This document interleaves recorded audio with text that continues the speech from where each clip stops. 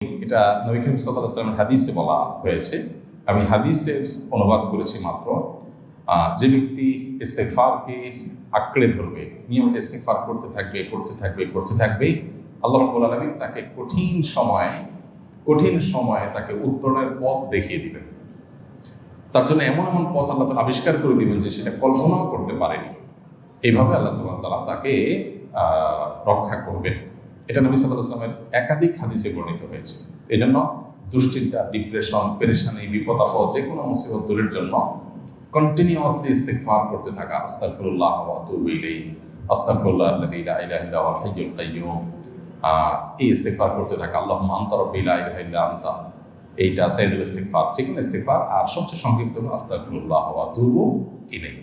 এই ইস্তেগফার করতে থাকা, যে কোনো একটা নিয়মিত সুন্দরভাবে অর্থ বুঝে আল্লাহর কাছে মাপ চাইতে থাকা, এটা যে কোনো বিপদ আপদ থেকে মুক্তির অন্যতম